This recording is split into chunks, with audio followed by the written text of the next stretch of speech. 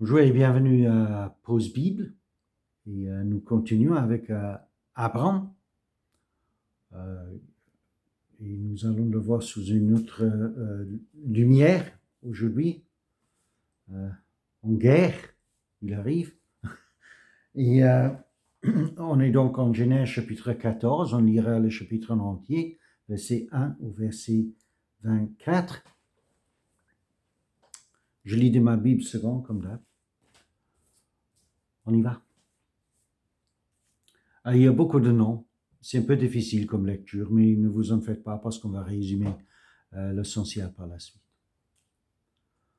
Dans le temps dont Raphaël, roi de China, d'Arlok, roi d'Eliasa, de Kedalaomer, roi d'Élam et de Tidal, roi de Goïlim, il arriva qu'il fit la guerre à Béra, roi de Sodome, à Birsha, roi de Gomorre, à Shineab, roi d'Ama, à Shemébek, roi de Séboïm et roi de Béla, qui est Soar.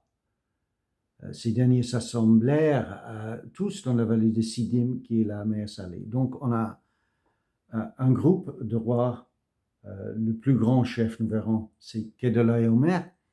Et leurs armées vont faire la guerre contre les armées des rois de Sodome et Gomorre, entre autres. Et vous vous rappellerez que c'est là à Sodome que l'eau s'était installée suite à sa séparation avec Abraham.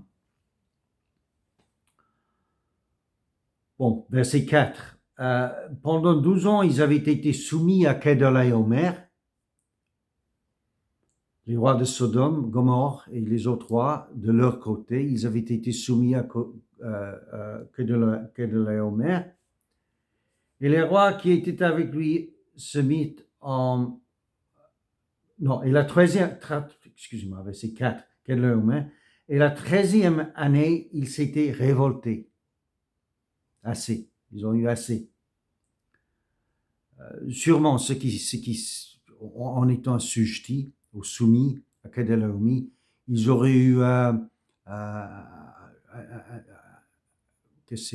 quelque chose à payer, un tribut à payer à Kedalaomer. Et maintenant, ils ont dit la 13e année, ça suffit. Donc, la 14e année, Kedalaomer, les rois qui étaient avec lui se mirent en marche. Ils bâtirent les Rephaïm, Ashtaroth, Karnaim, les Uzim, Aram, les Zemim, Ashavik et Jataim, et les Oriens dans leur montagne de Séir, jusqu'au chêne de Paran, qui est près du désert. Puis s'en retournèrent, vinrent en Mishpah, qui est Kadès, et ils bâtirent les Amalécites sur tout le territoire, ainsi que les Amoréens établis à Tatsan Tamar. Alors s'avançait le roi de Sodome, le roi de Gomorre, le roi d'Adma, le roi de Tseboïm et le roi de Béa qui soit, ils se rangeaient en bataille contre eux dans la vallée de Sidim. Donc c'est là, verset 8, que ça chauffe. Ils sont maintenant, les rois de Sodome et Gomorre sont en face de leurs oppresseurs pour faire la guerre.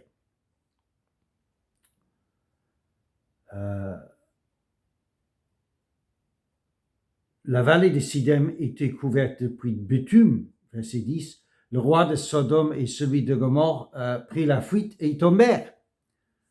On ne dit pas plus que ça. Le reste s'enfuit vers la montagne. Les vainqueurs enlevèrent toutes les richesses de Sodome et de Gomorre et toutes leurs provisions. Et ils s'en allèrent. Ils enlevèrent aussi avec ses biens Lot, fils du frère d'Abraham, qui demeurait à Sodome, et ils s'en allèrent. Erreur. Ils ont touché à la famille d'Abraham. Et Abraham le prend mal. Comme nous verrons. Verset 13. Un fouillard va l'annoncer à Abraham, l'hébreu. Celui-ci habitait parmi les chaînes de Mamré, l'Amoréen frère d'Eshtol et frère d'Aner, qui avait fait alliance avec Abraham. Dès qu'Abraham eut appris que son frère avait été fait prisonnier, il arma 318 de ses plus braves serviteurs, nés dans sa maison, et il poursuivit les rois jusqu'à Don. Il divisa sa troupe pour les attaquer de nuit. Lui et ses serviteurs, il les battit et les poursuivit jusqu'à Choba, qui est à la gauche de Damas. Il ramena toutes les richesses, il ramena aussi Lot, son frère, avec ses biens, ainsi que les femmes et le peuple. Après qu'Abraham fut revenu vainqueur de Kedorlaomer et des rois qui étaient avec lui, le roi de Sodome sortit à sa rencontre dans la vallée de Chavé, qui est la vallée du roi. Melchizedek, roi de Salem, fit apporter du pain et du vin. Il était sacrificateur du Dieu très haut. Donc il y a un roi ici qui est du côté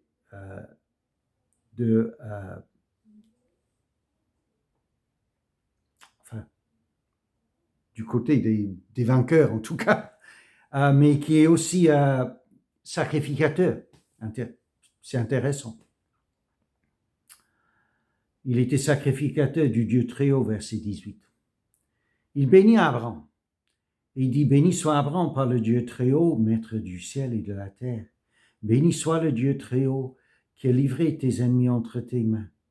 Et Abraham lui donna la dîme de tout. Le roi de Sodome dit à Abraham, donne-moi les personnes et prends pour toi les richesses. Abraham répondit au roi de Sodome, je lève la main vers l'Éternel, le Dieu très haut, maître du ciel et de la terre. Je ne prendrai rien de tout ce qui est à toi, pas même un fil, ni un cordon de soulier, afin que tu ne dises pas, j'ai enrichi Abraham, rien pour moi.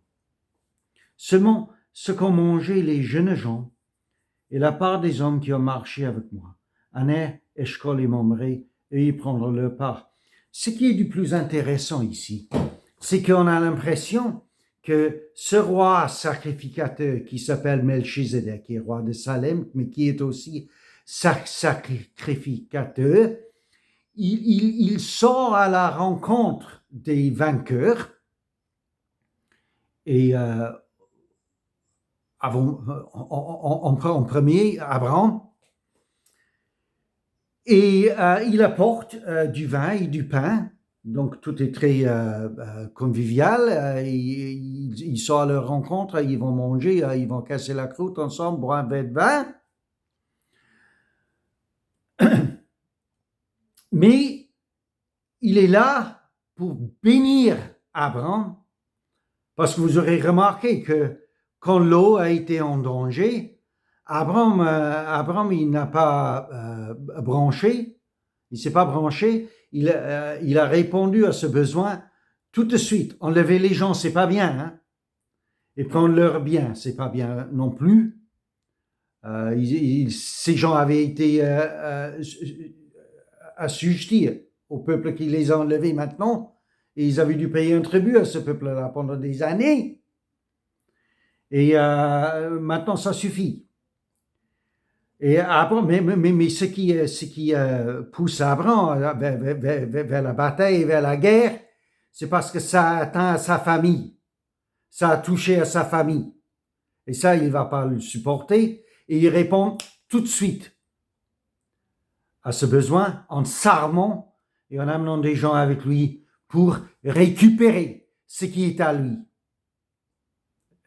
Et avant tout, sa famille qui est à lui. Et Melchizedek, suite à sa victoire, la réussite que Dieu évidemment lui a donnée, Melchizedek sort à sa rencontre pour le bénir. Et on dit de ce Melchizedek, on parle de lui dans le Nouveau Testament, dans le livre des Hébreux, comme étant quelqu'un d'assez mystérieux. Mais ce qui est clair de notre lecture, c'est que ce Melchizedek est bien avancé sur le même fil de recherche qu'Abraham lui-même. Parce que Melchizedek le bénit au nom de l'Éternel, au nom du Dieu très haut. C'est-à-dire, quelle que soit la situation, dans le monde et dans les pays, quelle que soit la situation, quelles que soient les idées des gens dans leur tête pour Dieu et pour les dieux, on a toujours eu plein d'idées, plein de notions pour l'Éternel et pour Dieu. Mais on pourrait décrire ce Melchizedek et Abraham.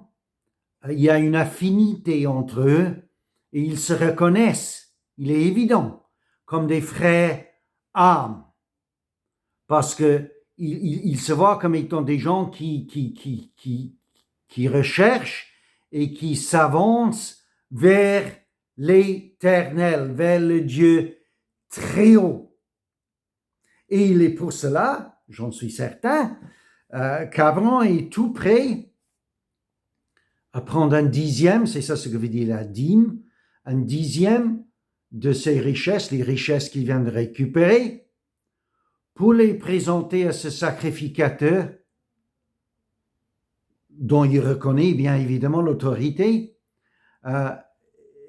Il lui présente, il lui donne une dîme de ses richesses par reconnaissance de la bénédiction du Dieu très haut, bénédiction que Melchizedek vient bien lui-même de confirmer et de prononcer.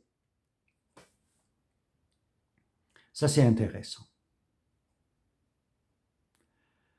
Que ce qu'on offre à Dieu, c'est suite à sa bénédiction et c'est par reconnaissance. On est prêt à offrir ce qu'on veut offrir.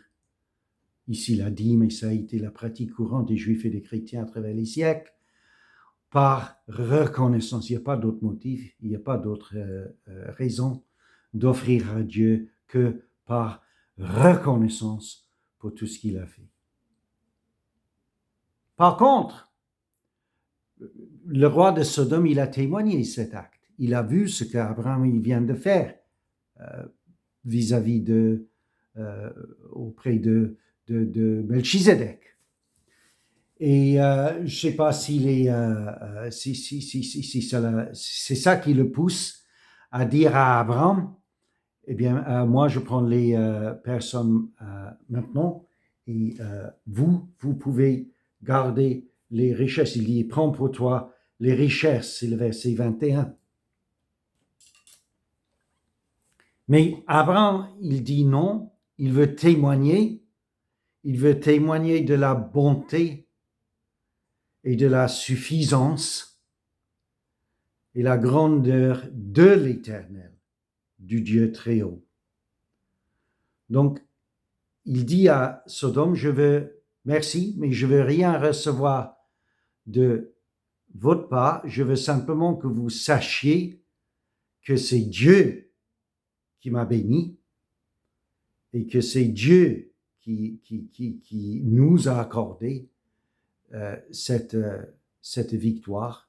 Donc, je ne suis pas prêt, désolé, mais je ne suis pas prêt à recevoir quoi que ce soit de votre part. Je veux simplement que vous reconnaissiez qui c'est qui m'a béni et qui nous a bénis.